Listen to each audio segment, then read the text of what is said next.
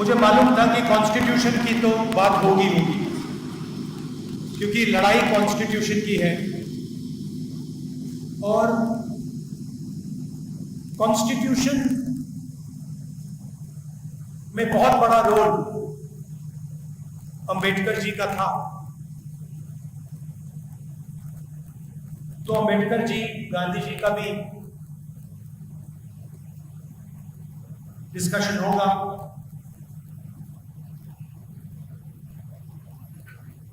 और फिर मुझे वो अंबेडकर जी के 3 शब्द याद आए, एजुकेट, एजुकेट, ऑर्गेनाइज। और मैं सोच रहा था कि अंबेडकर जी ने जब ये शब्द लिखे या बोले तो उसके पीछे सोच होगी। और मेरे दिमाग में सवाल उठा कि इन शब्दों का जो ऑर्डर है, सबसे पहले एजुकेट, उसके बाद में एजुकेट और उसके बाद में ऑर्गेनाइज। मतलब अगर आप अपने आप को एजुकेट नहीं करोगे, और एजुकेट का मतलब यह नहीं कि आप स्कूल और कॉलेज चले गए।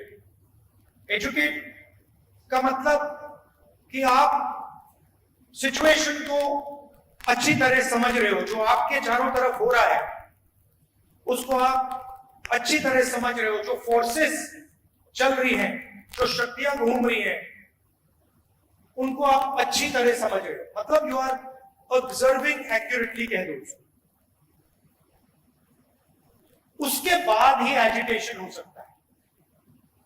उसके पहले अगर एजुटेशन शुरू हो गया तो उसका कोई मतलब नहीं है, क्योंकि उस एजुटेशन का कोई डायरेक्शन ही नहीं होगा।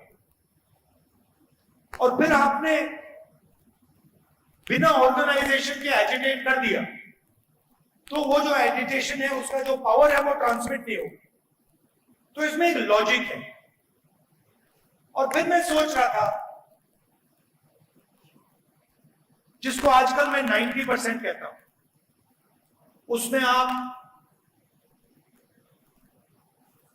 दलित वर्ग जोड़ दीजिए, उसमें आप ओबीसी वर्ग जोड़ दीजिए, आदिवासी वर्ग जोड़ दीजिए, माइनॉरिटीज जोड़ दीजिए, और इसमें अगर आप और ऐड करना चाहते हैं उसमें आप 5% गरीब जनरल कास्ट भी जोड़ दीजिए। पूरा ऐड करेंगे तो 95%। और मैं सोच रहा था कि जब मैं छोटा था मैंने किंडरगार्टन से पोस्ट ग्रेजुएट किया। ठीक है, मैंने ग्रेजुएशन, पोस्ट ग्रेजुएशन हिंदुस्तान के बाहर किया, मगर स्कूल मेरा एजुकेशन पूरा हिंदुस्तान में था। और मैं सोच रहा था कि स्कूल एजुकेशन में मुझे अनटचेबिलिटी के बारे में,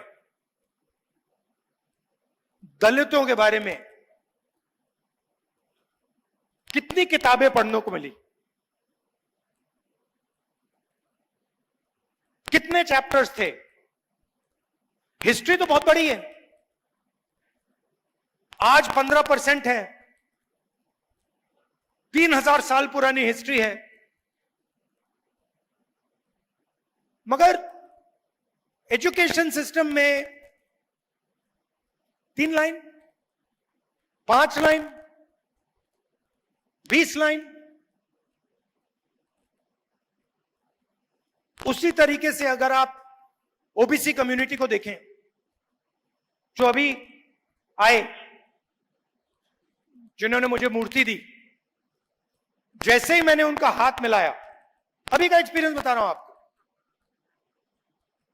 कहां है?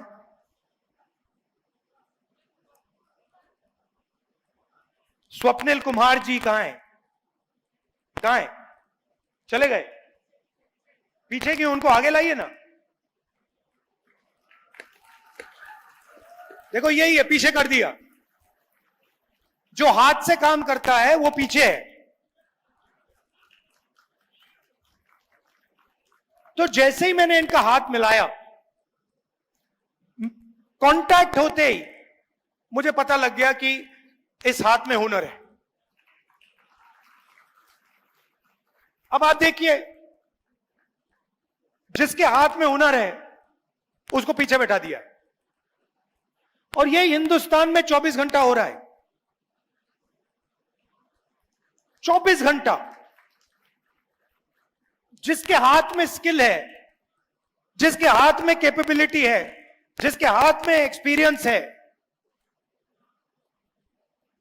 चाहे उसे आप नाई कहें, मोची कहें, कारीगर कहें, फैक्ट्री में वर्कर कहें, जिसके हाथ में हुनर है उसकी हिस्ट्री तो हमारे एजुकेशन सिस्टम में है ही नहीं। उसके बारे में कुछ कहा भी नहीं जाता है। उन्होंने क्या किया, कैसे किया, क्या उनके खिलाफ डिस्क्रिमिनेशन हुआ, क्या उनको सहना पड़ा, वो तो है ही नहीं। मैं अपना एक्सपीरियंस बता रहा हूं, पता नहीं शायद आपने स्कूलों में पढ़ा हो। मैंने स्कूल में ना दलितों की हिस्ट्री नहीं पढ़ी, ना दलितों की हिस्ट्री पढ़ी, ना पिछड़ों की हिस्ट्री पढ़ी। और आज तो उल्टा हो रहा है। आज वो थोड़ी सी हिस्ट्री जो है उसको भी मिटाया जा रहा है। और हिस्ट्री के बिना,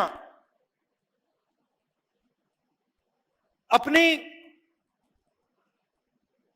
स्पेस को पहचाने बिना, अपनी लोकेशन को समझे बिना एजुकेशन पॉसिबल ही नहीं है।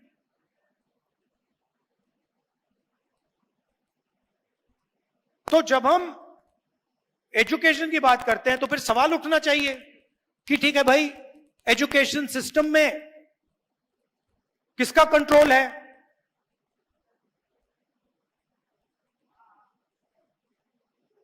आप एजुकेशन सिस्टम को देखिए, आज पूरा का पूरा प्राइवेटाइज हो रहा है।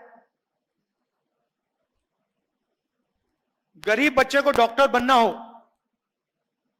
लॉयर बनना हो, ठीक है, वो सपना देख सकता है। भारत जोड़ो यात्रा में हजारों बच्चों से, क्या हुआ? नहीं,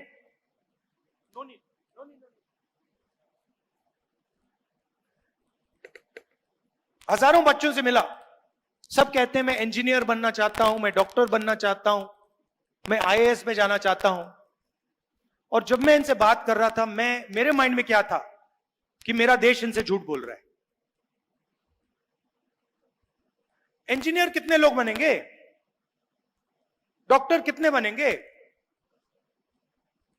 2%, 3%, 5%, 7%, 90% तो नहीं बन सकते। बट हर रोज हमारे बच्चों को कहा जाता है कि भैया इंजीनियर बनने का सपना देखो, डॉक्टर बनने का सपना देखो, लॉयर बनने का सपना देखो। और फिर उनके माता पिता से कहा जाता है ठीक है भैया, अब आप 10 लाख रुपए निकालो, 15 लाख रुपए निकालो, 20 लाख रुपए निकालो, 1 करोड़ रुपए निकालो, 2 करोड़ रुपए निकालो। दे ही नहीं पाते हैं। तो आपने इमेजिनेशन को दबा दिया, हिस्ट्री को दबा दिया, और एजुकेशन का जो सिस्टम है उसमें आप एंट्री नहीं देते हैं। और फिर लोग कहते हैं कि भैया सुपर पावर बनेगा। कहां से सुपर पावर बनेगा? 90% तो गेम ही नहीं खेल रहा है, 90% बाहर बैठा हुआ है, 5% लोग चला रहे हैं। अदानी जी जो भी बिजनेस खोलना चाहते हैं खोल सकते हैं, अंबानी जी हर बिजनेस में जा सकते हैं। मगर अगर ये कुम्हार जी जो मूर्ति बनाते हैं, अगर इन्होंने सपना देखना शुरू कर दिया कि भाई मैं दूसरे तरीके से मूर्ति बनाना चाहता हूं, मुझे थोड़ी फंडिंग की जरूरत है, 15 मिनट में पता लग जाएगा रास्ता बंद है।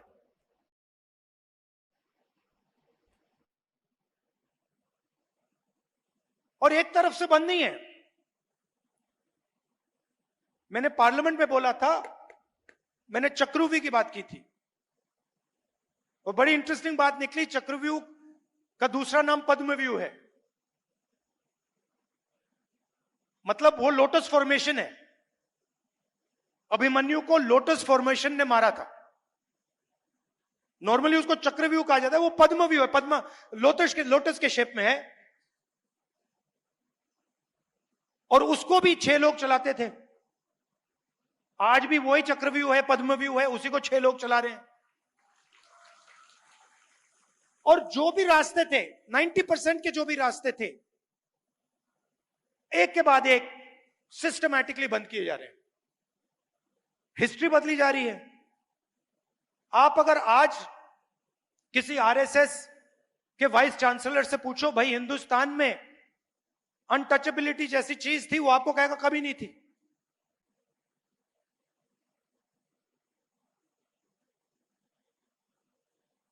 रोहित वेमुला कुछ भी कह ले, उसके खिलाफ डिस्क्रिमिनेशन हुई नहीं। तो एजुकेशन का रास्ता बंद, इंडस्ट्री का रास्ता बंद।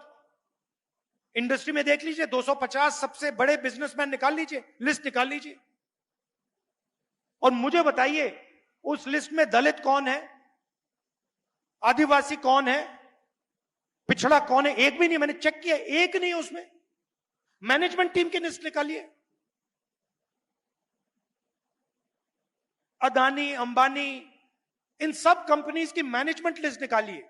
सीईओज को छोड़ दीजिए, ओनरशिप छोड़ दीजिए, मैनेजर्स निकालिए और मुझे दिखाइए सीनियर मैनेजमेंट में जिनकी मतलब 1 करोड़, 2 करोड़, 50 लाख, 15 लाख वाली सैलरीज होती हैं, उसमें मुझे नाम दिखा दीजिए। एक नाम दलित का दिखा दीजिए, एक आदिवासी का दिखा दीजिए, एक पिछड़े वर्ग के व्यक्ति का दिखा दीजिए। नहीं मिलेगा। मीडिया की बात की मैंने, इनसे पूछिए, इनके मालिकों की लिस्ट निकालिए, 90% में से इनको एक नहीं, आपको एक नहीं मिलेगा।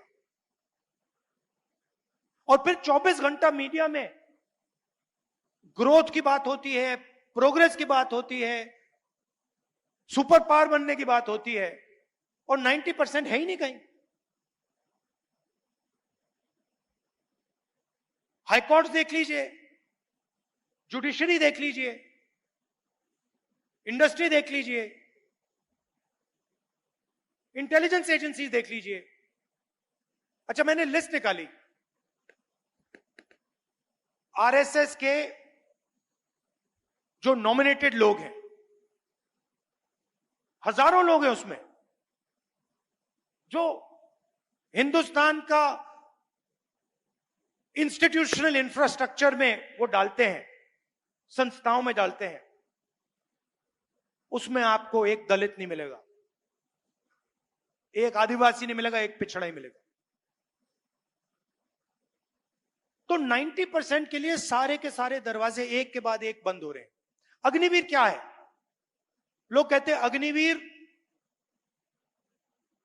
जवानों के लिए स्कीम है। अग्निवीर हिंदुस्तान के 90% लोगों के हाथ से पेंशन छीनने का स्कीम है। पहले अगर एक युवा आर्मी में जाता था, जवान बनता था, तो देश उसे कहता था कि देखिए, आपने देश को अपनी जिंदगी दी है, हम आपको प्रोटेक्शन देंगे, हम आपको पेंशन देंगे, कैंटीन देंगे, और अगर आपको कुछ हुआ, अगर आप शहीद हुए, तो हम आपको कॉम्पेंसेशन और शहीद का दर्जा देंगे। यह कमिटमेंट था हिंदुस्तान की सरकार का, और उसमें ज्यादा से ज्यादा 90% लोग हैं।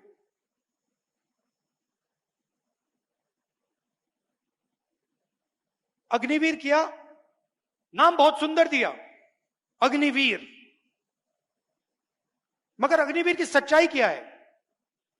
आपने हिंदुस्तान के जवान से पेंशन छीन ली, शहीद का दर्जा छीन लिया, कॉम्पेंसेशन छीन ली, कैंटीन छीन ली और रिस्पेक्ट छीन ली, और आप सोचते हो कि उसको पता नहीं लगेगा। आप सोचते हो कि उसमें इतनी भी अकल नहीं है कि वो ये बात को समझ जाए। आप जाइए रिक्रूटमेंट सेंटर में, जाइए, सब खाली पड़े हुए हैं, कोई जाना नहीं चाहता। क्यों जाए? दो तरीके के आपने जवान बना दिए हैं। एक को आप पेंशन दे रहे हो, शहीद का दर्जा दे रहे हो, रिस्पेक्ट दे रहे हो, और उसी के साथ दूसरा जवान खड़ा है, उसका आपने नाम बदल दिया, उसको आपने अग्निवीर कह दिया, उसकी आपने पेंशन छीन ली, उसकी रिस्पेक्ट छीन ली, उसकी कैंटीन छीन ली, शहीद का दर्जा छीन लिया, कॉम्पनसेशन छीन लिया, और आप हिंदुस्तान को कह रहे हो देखो भैया हम बड़े देशभक्त हैं। मगर यह बात समझ आती है लोगों को। पहले पब्लिक सेक्टर हुआ करता था, पूरा का पूरा प्राइवेटाइज कर दिया। पहले उसमें रिजर्वेशन थी, अब पब्लिक सेक्टर गायब।